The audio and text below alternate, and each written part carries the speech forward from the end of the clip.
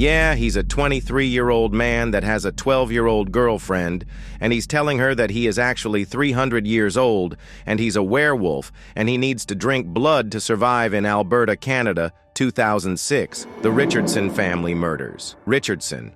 The family consisted of the father, Mark, the mom, Deborah, 12-year-old Jasmine, and 8-year-old Jacob. The dynamic of the family was honestly very wholesome. Jasmine was a normal girl, living a happy life. She liked school, she liked her friends. She was really into art and sports as well, and Jasmine was very protective of her little brother because she loved him. Little Jacob looked up to his older sister. They really liked spending time with each other. The parents just seemed like happy parents. But then, when Jasmine was 11, almost 12, her personality had a bit of a switch, which is normal. But hers was very quick and very intense. She started hanging out with an older group of friends. Those friends were closer to 17 years old, and Jasmine was still 11. The things that Jasmine was interested in started switching to match the older kids. Their vibe was a little bit more gothic. Instead of being excited about swimming lessons and art classes, she started getting excited about rock concerts and older boys, being a bit more rebellious. Her physical look changed as well. She started wearing a lot of makeup, a lot of eyeliner, styling her hair to cover her face to fit more of the mysterious rock look instead of the wholesome, sweet girl look.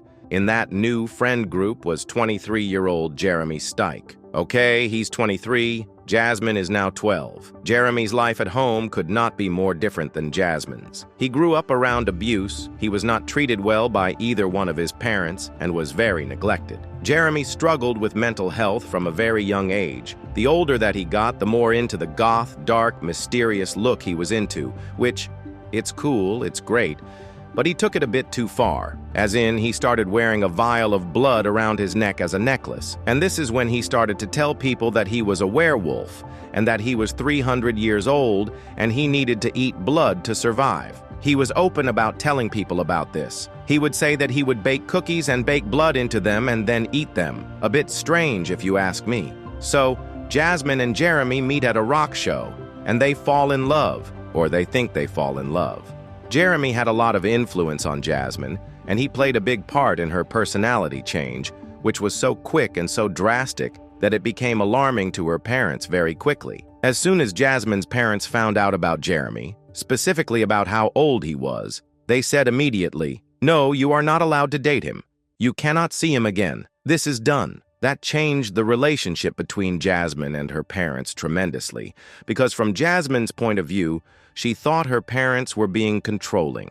She was so upset and so angry and couldn't understand why her parents just wouldn't let her do what made her happy, or what she thought made her happy. But it wasn't right from the parents' point of view. Obviously, they were seeing their 12-year-old daughter date a 23-year-old man and just wanted to protect her and make sure she was okay and doing the right thing. They didn't want her to go down a path that could potentially be bad. On April 23, 2006, a little boy that was friends with Jasmine's little brother went to go knock on the family's door to ask if he could play with Jacob. He knew that they were home because the truck was in the driveway, but he was knocking, and no one was coming to the door. So, he decides to peek through the window, specifically the basement window, but when he looks through the window, he sees a dead, bloody body. He's terrified. He immediately runs over to his mom to let her know what he just saw.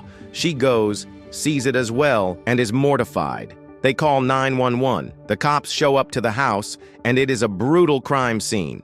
42-year-old Mark Richardson and 48-year-old Deborah were found in the basement of their home, stabbed to death. Her 8-year-old son Jacob was also found, still in his bed upstairs, stabbed to death with a slit to his throat. There was blood all around him and all around his toys. Law enforcement was obviously shocked to find this. The investigation started immediately. Because of the evidence and where the blood was, they concluded that the events of the night were that Deborah was killed first in the basement. Mark was second.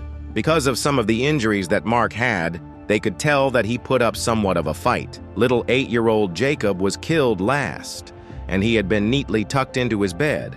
The police then noticed a family photograph in the house, and the family photo had 4 people, not 3. That's when they realized that the family also had a 12-year-old daughter, but she was nowhere to be found. Their immediate thought, which honestly would be mine as well, is that maybe Jasmine is in danger. Whoever did this to the family maybe kidnapped her. She might be being held hostage, and she needs to be found. So they put out an Amber Alert for 12-year-old Jasmine, and her face is all over the news. It gets out to the public.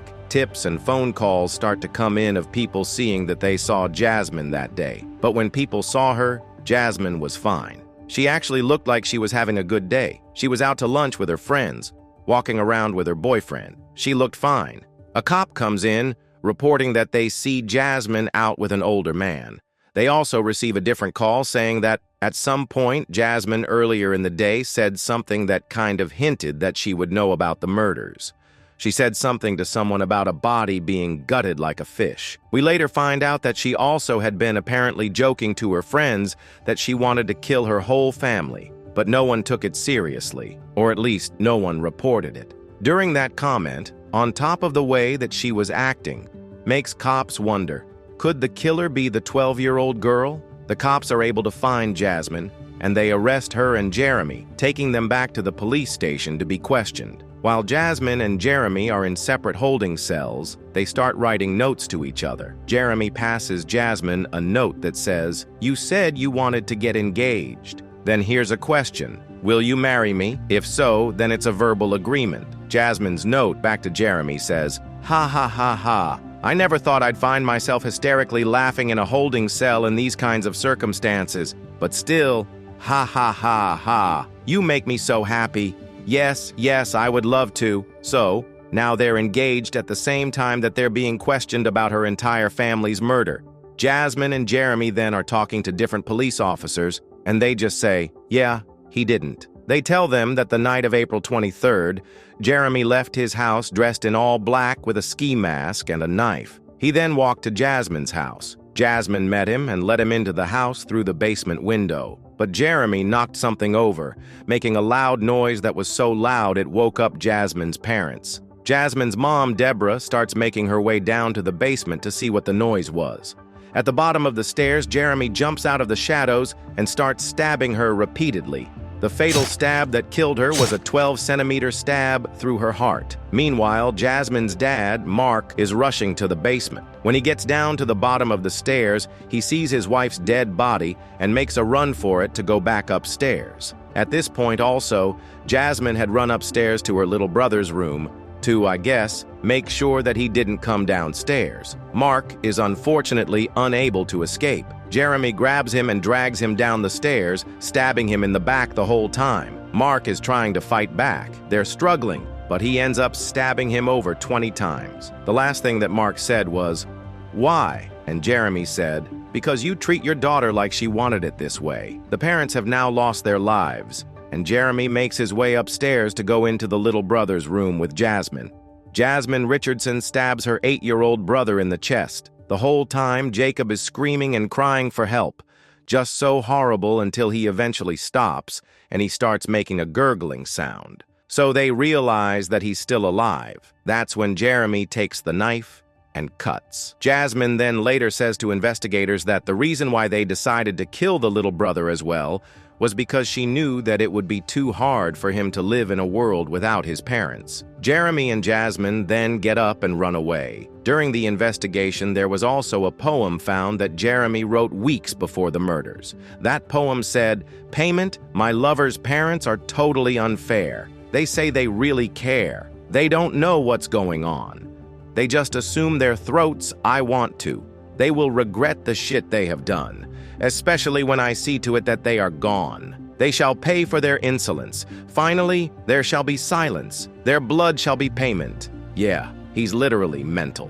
Yeah, he's literally mental. They also go through their messages between Jasmine and Jeremy on their laptops, and they realize that this whole thing was Jasmine's idea. She brought it up first. She had been talking about it a ton, and it sounded like she was the one that came up with the entire plan. I believe the first time it got brought up, she sends Jeremy a message that says, "I have a plan. It starts with me killing them, and it ends with me living with you. This girl is 12 years old. Jasmine and Jeremy are charged with 3 counts of murder, but get this, because Jasmine was so young at the time of the killings, she was only sentenced to 10 years. But the first 4 years, she spent in a psychiatric center. After those 4 years, she was basically released. She was on probation, had to report to someone, and still had rules to follow, but she was out in the real world.